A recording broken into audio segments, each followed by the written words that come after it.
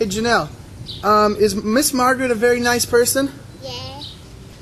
Are you and Ms Margaret good friends? Yeah. What does Ms Margaret do for all the people that come work on the houses? She let them come in their house. She let them eat and all that, get something to drink, and then go back and start working. Start working again? Do you think Ms Margaret should get a house? Yeah. Why? Why should Ms Margaret get a house? If she could get a house over here or over there, it'd be that. But she'll be next door to me. And you want her next door to you? Are you and Ms Margaret good friends? Yeah. Okay. Thank you, Janelle. You welcome.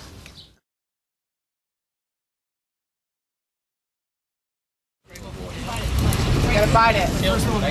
It should make a crunch sound. And you need to suck the head. Put the head in your mouth, bite down and suck on it. Because you're trying to get Keep that part. Yes, you do. You don't have to. You don't have to do the head. It's just juice. Okay, so today I had to get maps out to the people in the upper ninth ward because we don't have enough cars. So the maps was to show them how to get out of the city in the event of another hurricane. And then after that, I decided that I needed to feed everybody. So we came down to Camp Hope, where all the volunteers live, and we had a crawfish lunch today. 60 pounds worth of crawfish. But I gotta get some 60. I don't know how much I can say that. But I mean, these things are huge. Look at that guy. Hold it up. And we're gonna go catch them. It's definitely a treat from New Orleans that we'll never forget ever. So, Ms Margaret, love you. It's awesome. Thank you, Ms Margaret, for the crawfish. We really appreciate what you do for us. Thanks. Yeah, I really appreciate Ms Margaret letting us come in our house after a hot day, especially like today, 90-degree weather, and let us drink water. And Is the water just warm or is it ice cold and good? It's ice cold. Ice cold. All right. Delicious. Yeah, I mean, she opens her house to us and just makes us feel like we're home while we're here, and like she makes us feel like we're wanted and we're needed, and what we're doing here is really worth it. I love people, and I've always done it. Before pre-Katrina, my door stayed open, and my door's gonna stay open now. I do it because you all are giving to us. You all out there, y'all billing on somebody's home. It may not be mine, but it's somebody's home that you billing on. And I think that's great. And the most thing that we could do is help you help yourself, because I wouldn't want my family and my children out there in that hot heat. I wouldn't want them to have water to drink. I wouldn't want them to put their butts on a porta potty where everything and everybody pass during the nighttime and use it for everything but porta potties. You know, I want you to come in here. I want you to use my facilities because it's clean. And it's somewhere nice where you can come and cool off and, you know, just sit and jam a while, watch a little TV, do whatever it is that you need to do. If you need to fax, if you need to check your email, if you need to call home, that's the most that I can do, you know, by saying thank you, because I have nothing else that I can offer to you but my hospitality.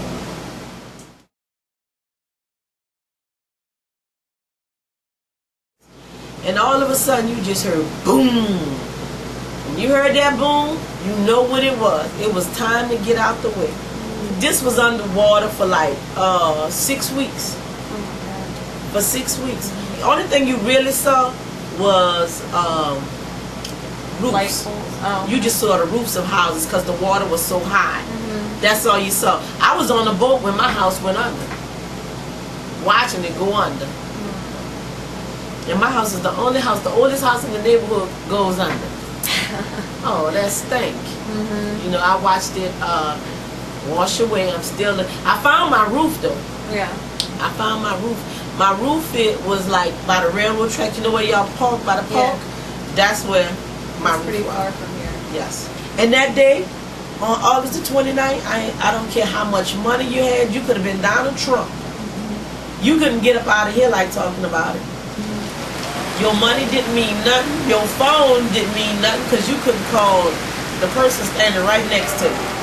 So that day, everybody was on a playing field, on a level playing field.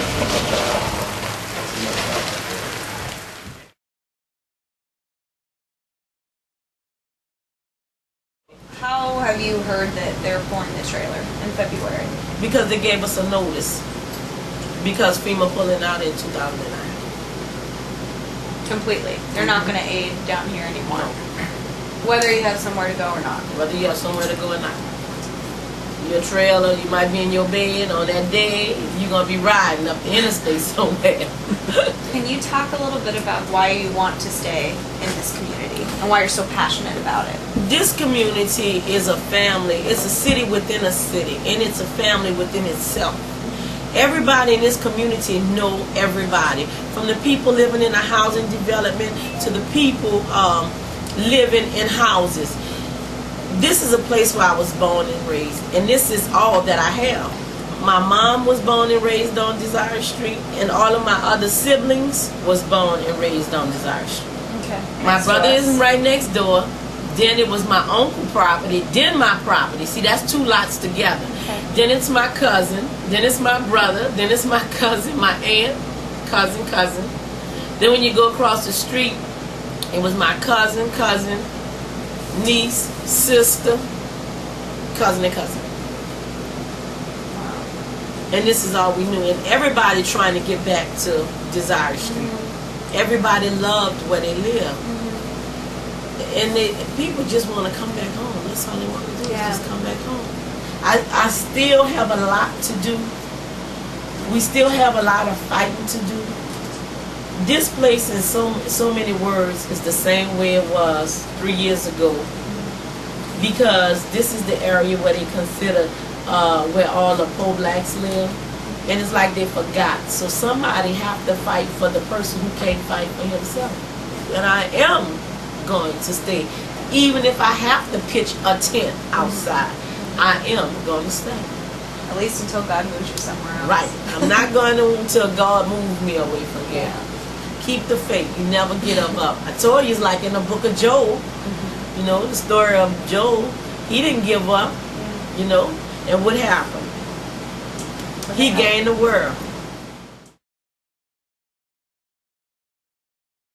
She's the matriarch of this entire neighborhood, and she deserves to have a home and be where her whole family has been. Her whole family lived on these 2 blocks, and she deserves to be where she's been forever. I mean, obviously this isn't suitable for 6 people to live in. I mean, it's hardly suitable for 1 to live in. The trailer is fine, but like a house to actually have people come in and be able to sit down, and even more volunteers, I think that it would bring more people down here because they know that they are wanted and needed. And I think you deserve much more than this. I mean, for what you do for everybody. And I mean, I've never met a lady who opens up their house to a random person. I mean, to somebody you've never met before in your entire life, and you say, come on in, take a nap on my couch. Over and over again, it's just, that is why we're here. That's why we want to talk to you about this and figure out how we can get you into a house, because you deserve it. And I haven't met anyone like you either. And I just think that you deserve it more than anyone else. And see, you got to realize that you are the only family I have. Because, look, check this out. Now, if I'm here all night by myself, and I get sick in the middle of the night, and you don't see me that day, now you're going to come knock on that door. So we're the closest thing to family.